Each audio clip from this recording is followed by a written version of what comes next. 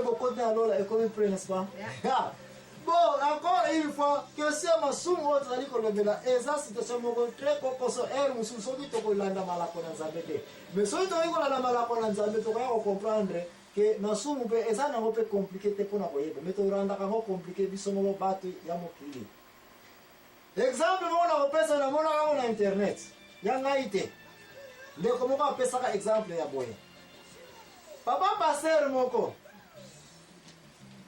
mukolo akufaki akeina lola sikoyo tawa kama na porta la akuta na Saint Peter Saint Pierre na porta na Saint Peter tawa ya Saint Peter lo na yeyo na ye pora kota wapi na lola Saint Peter lo na ok ça va to yawa pokota lola be ye ba ye konso kota lola faut présenter so point boni ko sala na test oyo na la ko sala na porta ko kota wapi na lola neti yote mtenga wa test na lola test ko sala pato kota nous sommes jugement vous à la Bible le dire moi Saint Peter dit mais nzamba zali pire zali 100%. Oyo kota na masumuke pasteur ali oyo ngakutu kotona na yo yengina na inani pasteur tala kola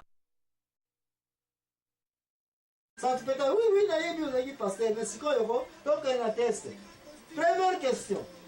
Yebisa biso makambo nyonso ya mabele ya malamu osala na mabele oeza kosala ete yo moko oza wana ondime to kokota wapi na lola parce que c'est facile musala munene ngana za ko yeba ete fonga na kota lola kitna ngezaka ngakuna nazala ki motei na te ki batebele ba bongo la kinini ni tema pena zala ki mutianini ya malamu Saint Peter atalabi oui na moni ya solo te yaki batu ebele mais kote ya wana te yaki batu ezaka ka ezala ba point nango mais question eza sur 10 ozika ka 10 mabenza te ba point za ko ya otika na 80 point ya ko wela na deuxième question de sus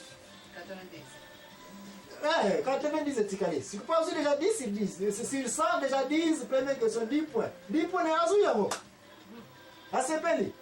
Mais si on a pas de non, il faut savoir combien 100%. Pasteur on a abayé, non, comment on a noté parce que aussi déjà dit 10 points dans la première question réussi. On échoué. Il y a bisa si on deuxième likambo yo sala ki o za ko mona ete ko iko sala nini? Ko iko kota na nini? Na lola. Poko kisa 100 points na yo. Pasteur a toki. Parce que côté alobi ba confession za ko sala ko sunga ba bola za makamu nyonso presque Bible lo ba foko sala asali yango ni le susa tikali oya ko iko presenter na dossier na yake na sala ki mayela passer sani esuki atoki avant ya bi OK na moni suma kamusuna wiko yebse te vraiment je regrette que na nyonso ni point ka ngala sande oyo koki na ngopona kota na lola mais limisa ngai na banza na mukanda Nzambe na tanga ki yango pe ke na lola merci ezali est-ce que na sima merci wana okoyika beko ndima matenge na kota Saint Peter atala oza mayele ya solo merci ezali pani babiloko oyo awa biso na lola tozali na yango mais yango pe na 10 points à gagner comme 20 yela biso lisusu likamusu nalo eshuwe na yote me yela biso lisusu likamusu oyo yebi osalaki oyo za kosala ete okota nini na lola okosala te naza ko répondre question na yote kotambola malamu na mabele oyo eke oza muta masumu te nde yango tokokota na lola pasteur oyo évangéliste oyo na porte ya nini ya lola ye na Saint Peter abi sala ndoki tano liniko sila ya jugement Tatala le en tout cas na sili na moni suli kamona ko ikolo bate. Tout ce que je peux dire ba point na suna zui.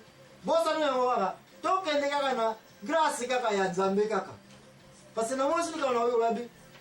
Tika ko ba. Mo walo bimisi nini? Grâce. 80 points na yo sa ni. Ozui ya mo. Donc le récit de Nzambe mais c'est tout. Au continent nini na lola. Tout ce que je cherche à te dire, c'est na so répondre à la question. Est-ce que kotambola ya mutu na mabele oyo? Ya kozaba masumu. Ya mamu de kotsa mutu na lola. Réponse ezali non. No.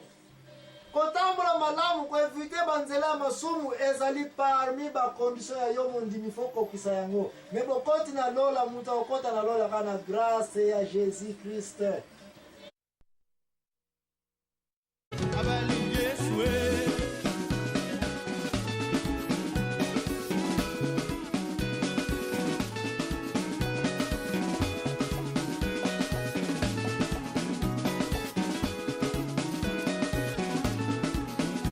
Masu 80 points na yo saini ozuya mo.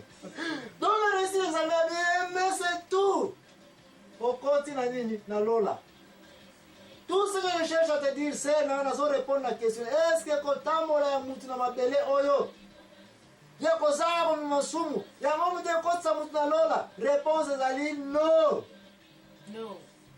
Kotambola malamu koevite banzela masumu ezali parmi bacondition ya yo mondimi fo kokisa yango. Me bokoti na lola mutu okota na lola kana grâce ya Jésus Christ.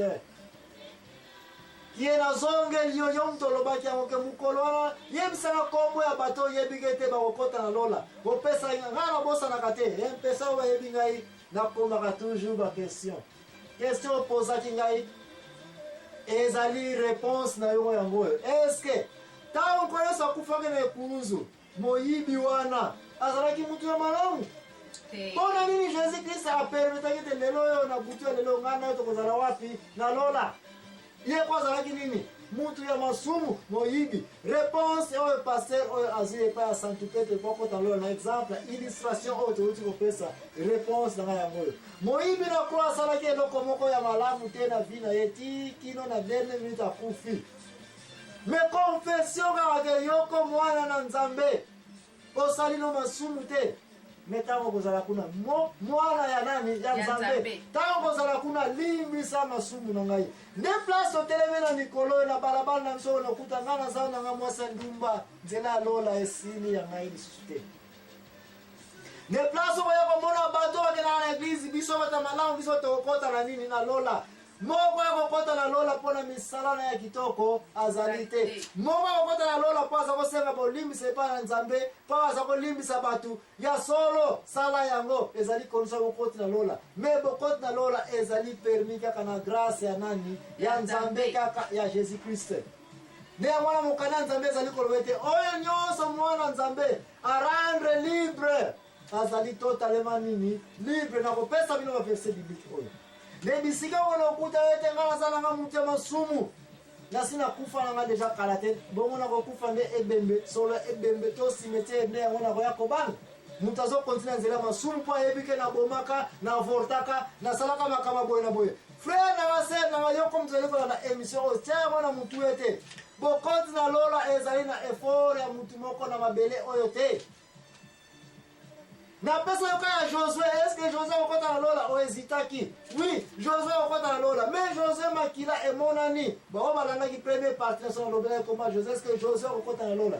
Josué azaki mobomi ko sakana te bitumba, yo lobaki Nzambe mta permetaki babomana. Ya solo, mais yeba ya mwete Satan ayo kangati na 7e ciel atie barrage. Barrage no ba yena mabele ba ko nzoto ya Josué. Babandi komata na yango batala bwelola lipata ekangami. Satan na ba ange ne batie barrage moko to eloko moko ko pasete. Ba ange no ba leli ba gangi. Bongo ani basaki bombas. Mais c'est parce que m'a ba déclarer ki yango. Comment mutu ne Josué maboko ne tonda na makila Josué a tué sévèrement. Comment que ne kokota na nini? Na lola. Oh, aza mutu na ngai Nzambe na grâce na ye Josué apasa. Roi David na yebisaki yo. Est-ce que roi David akomona lola? Pona nga posa yo question parce na kalaki yo. Oh, mais to mone te pomona lola il faut sala mutu ya malamu olanda nini les 10 commandements de Dieu. Na kalaki yo est-ce que to yokani te ke les 10 commandements de Dieu ko koboma te? Kolala mwasi ya moninga te. Est-ce que ça te? Mais roi David a mwana salaki ni alala kina mwasi moninga abomaki pe soda wana mwasi tata ya nkolo ya mwasi abomaki ye. a se comporta qui mabe mais pour la nini nzambe aza ko reconnaître que parmi batu na lola royaume ya David da pona mwana nga mosana na David mutu na linga camarade na ngai grâce ya nzambe mutu musaire David akomona nini lola to aza wapi na lola nane fongani te mena baoba zali ko zela bo konzi ya lola roi David konte na kati grâce ya nzambe